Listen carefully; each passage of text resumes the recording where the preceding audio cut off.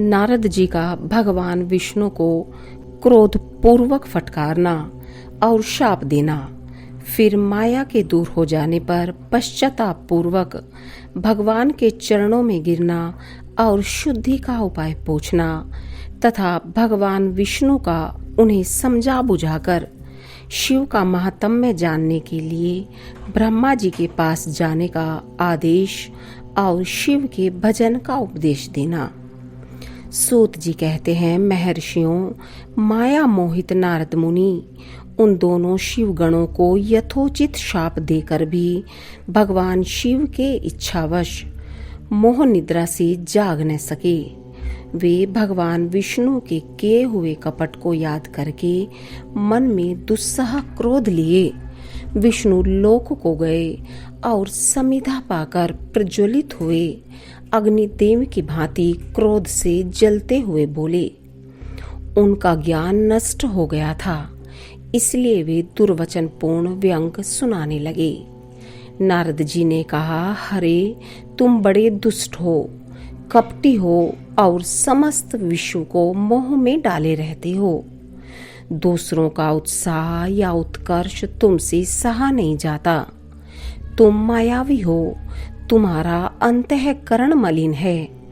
पूर्व काल में तुम्हें मोहिनी रूप धारण करके कपट किया, असुरों को वारुणी मधुरा पिलाई, उन्हें अमृत नहीं पीने दिया।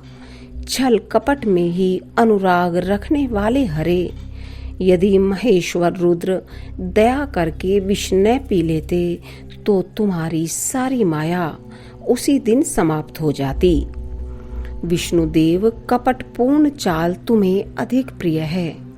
तुम्हारा स्वभाव अच्छा नहीं है, तो भी भगवान शंकर ने तुम्हें स्वतंत्र बना दिया है। तुम्हारी इस चाल ढाल को समझकर अब भगवान शिव भी पश्चाताप करते होंगे। अपनी वाणी रूप वेद की प्रामाणिकता स्थापित करने वाले महादेव जी ने ब्राह्मण को सर्वोपरि बताया है। हरे, इस बात को जानकर आज मैं बलपूर्वक तुम्हें ऐसी सीख दूंगा जिससे तुम फिर कभी कहीं भी ऐसा कर्म नहीं कर सकोगे। अब तक तुम्हें किसी शक्तिशाली या तेजस्वी पुरुष से पाला नहीं पड़ा था, इसलिए आज तक तुम निडर बने हुए हो। परंतु विष्णु, अब तुम्हें अपनी करनी का पूरा पूरा फल मिलेगा। भगवान विष्णु से ऐसा कहकर माया मोहित नारद मुनि अपने ब्रह्म तेज का प्रदर्शन करते हुए क्रोध से खिन्न हो उठे और शाप देते हुए बोले, विष्णु, तुमने स्त्री के लिए मुझे व्याकुल किया है। तुम इसी तरह सबको मोह में डालते रहते हो। यह कपटपूर्ण कार्य करते हुए तुमने जिस स्वरूप से मुझे संयुक्त किया था, उसी स्वरूप से तुम मनुष्य हो जाओ और स्त्री के वियोग का दुख भोगो। तुमने जिन वानरों के समान मेरा मुंह बनाया था, वे ही उस समय तुम्हारे सहायक हों। तुम दूसरों को स्त्री विरह का दुख देने वाले हो, अतः स्वयं भी तुम्हें स्त्री के वियोग का दुख प्राप्त हो। अज्ञान से मोहित मनुष्यों के समान तुम्हारी स्थिति हो। अज्ञान से मोहित हुए नारद जी ने मोहवश श्री हरि को जब इस तरह शाप दिया, तब उन्होंने शंभु की माया की प्रशंसा करते हुए उस शाप को स्वीकार कर लिया। तदंतर महालीला करने वाले शंभु ने अपनी उस विश्व मोहिनी माया को, जिसके कारण ज्ञानी नारद मुनि भी मोहित हो गए थे, खींच लिया। उस माया के तिरोहित होते हुए ही नारद जी पूर्ववत शुद्ध बुद्धि से युक्त हो गए। उन्हें पूर्ववत ज्ञान प्राप्त हो गया और उनकी सारी व्याकुलता जाती रही। इससे उनके मन में बड़ा विस्मय हुआ। वे अधिकाधिक पश्चाताप करते हुए बारंबार अपनी निंदा करने लगे। उस समय उन्होंने ज्ञानी को भी मोह में डालने वाली भगवान शंभु की माया की सराहना की। तदंतर यह जानकर कि माया के कारण ही मैं भ्रम में पड़ गया था, यह सब कुछ मेरा माया जनित भ्रम ही था, वैष्णव शिरोमणि नारद जी भगवान विष्णु के चरणों में गिर पड़े।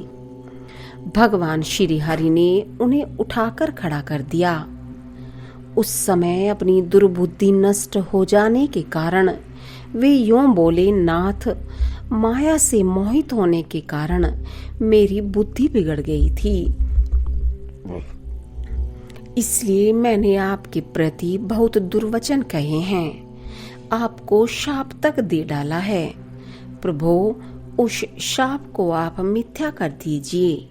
हाय, मैंने बहुत बड़ा पाप किया है, अब मैं निश्चय ही नरक में पड़ूंगा। हरे, मैं आपका दास हूँ, बताइए मैं क्या उपाय, कौन सा प्रायश्चित करूं जिससे मेरा पाप समूह नष्ट हो जाए और मुझे नरक में न गिरना पड़े। ऐसा कहकर शुद्ध बुद्धि वाले मुनि शिरोमणि नारद जी पुनः भक्ति भाव से भगवान विष्णु के चरणों में गिर पड़े। उस समय उन्हें बड़ा पश्चाताप हो रहा था। तब श्री विष्णु ने उन्हें उठाकर मधुर वाणी में कहा। भगवान विष्णु बोले, तात, खेद न करो, तुम मेरे श्रेष्ठ भक्त हो, इसमें संशय नहीं है। मैं तुम्हें एक बात बताता हूँ, सुनो, उससे निश्चय ही तुम्हारा परम हित होगा, तुम्हें नरक में नहीं जाना पड़ेगा। भगवान शिव तुम्हारा कल्याण करेंगे। तुमने मद से मोहित होकर जो भगवान शिव की बात नहीं मानी थी, उसकी अवहेलना कर दी थी, उसी अपराध का भगवान शिव ने तुम्हें ऐसा फल दिया है, क्योंकि वे ही कर्म फल के दाता हैं। तुम अपने मन में यह दृढ़ निश्चय कर लो कि भगवान शिव की इच्छा से ही यह सब कुछ हुआ है। सबके स्वामी परमेश्वर शंकर ही गर्व को दूर करने वाले हैं। वे ही पर ब्रह्मा परमात्मा हैं, उन्हीं का सच्चिदानंद रूप से बोध होता है। वे निर्गुण और निर्विकार हैं। सत्व, रज और तम इन तीनों गुणों से परे हैं। वे ही अपनी माया को लेकर ब्रह्मा, विष्णु और महेश इन तीन रूपों में प्रकट होते हैं। निर्गुण और सगुण भी वे ही हैं। निर्गुण अवस्था में उन्हीं का नाम शिव है। वे ही परमात्मा, महेश्वर, परब्रह्मा, अविनाशी, अनंत और महादेव आदि नामों से कहे जाते हैं। उन्हीं की सेवा से ब्रह्मा जी जगत के सृष्टा हुए हैं और मैं तीनों लोकों का पालन करता हूँ। वे स्वयं ही रुद्र रूप से सदा सबका संहार करते हैं। वे शिव स्वरूप से सबके साक्षी हैं, माया से भिन्न और निर्गुण हैं। स्वतंत्र होने के कारण वे अपनी इच्छा के अनुसार चलते हैं। उनका विहार, आचार, व्यवहार उत्तम है और वे भक्तों पर दया करने वाले हैं। नारद मुनि, मैं तुम्हें एक सुंदर उपाय बताता हूँ, जो सुखद, समस्त पापों का नाशक और सदा भोग एवं मोक्ष देने वाला है। तुम उसे सुनो। अपने सारे संशयों को त्याग कर तुम भगवान शंकर के सुयश का गान करो और सदा अनन्य भाव से शिव के शतनाम स्तोत्र का पाठ करो। मुझे तुम निरंतर उन्हीं की उपासना और उन्हीं का भजन करो। उन्हीं के यश को सुनो और गाओ तथा प्रतिदिन उन्हीं की पूजा अर्चना करते रहो।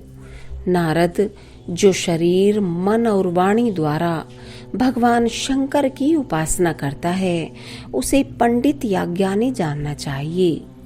वह जीवन मुक्त कहलाता है। शिव इस नाम रूपी दावानल से बड़े बड़े पातकों के असंख्य पर्वत अनायास भस्म हो जाते हैं। यह सत्य है, सत्य है, इसमें संशय नहीं है। जो भगवान शिव के नाम रूपी नौका का आश्रय लेते हैं, वे संसार सागर से पार हो जाते हैं। संसार के मूलभूत उनके सारे पाप निसंदेह नष्ट हो जाते हैं। महामुने, संसार के मूलभूत जो पातक रूपी वृक्ष हैं, उनका शिव नाम रूपी कुठार से निश्चय ही नाश हो जाता है।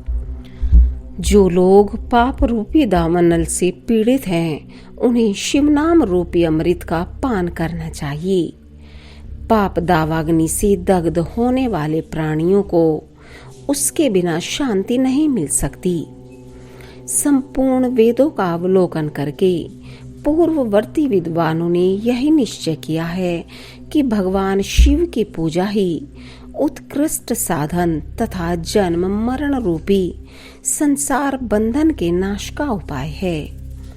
आज से यत्न पूर्वक सावधान रहकर विधि विधान के साथ भक्ति भाव से नित्य निरंतर जगदम्बा पार्वती सहित महेश्वर सदा शिव का भजन करो।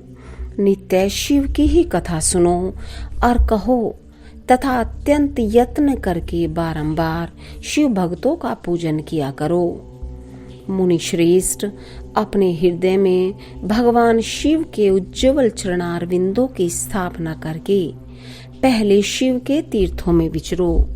मुने, इस प्रकार परमात्मा शंकर के अनुपम महात्म्य का दर्शन करते हुए अंत में आनंदवन काशी को जाओ। वह स्थान भगवान शिव को बहुत ही प्रिय है। वहां भक्ति पूर्वक विश्वनाथ जी का दर्शन पूजन करो। विशेषतः उनकी स्तुति वंदना करके तुम निर्विकल्प हो जाओगे। नारद जी, उसके बाद तुम्हें मेरी आज्ञा से भक्ति पूर्वक अपने मनोरथ की सिद्धि के लिए निश्चय ही ब्रह्मलोक में जाना चाहिए। वहां अपने पिता ब्रह्मा जी की विशेष रूप से स्तुति वंदना करके तुम्हें प्रसन्नतापूर्ण हृदय से बारंबार शिव महिमा के विषय में प्रश्न करना चाहिए। ब्रह्मा जी शिव भक्तों में श्रेष्ठ हैं। वे तुम्हें बड़ी प्रसन्नता के साथ भगवान शंकर का महात्म्य और शतनाम स्तोत्र सुनाएंगे। मुनि, आज से तुम शिवाराधन में तत्पर रहने वाले शिव भक्त हो जाओ और विशेष रूप से मोक्ष के भागी बनो। भगवान शिव तुम्हारा कल्याण करेंगे। इस प्रकार प्रसन्नचित हुए भगवान विष्णु नारद मुनि को प्रेम पूर्वक उपदेश देकर श्री शिव का स्मरण वंदन और स्तवन करके वहां से अंतर्ध्यान हो गए।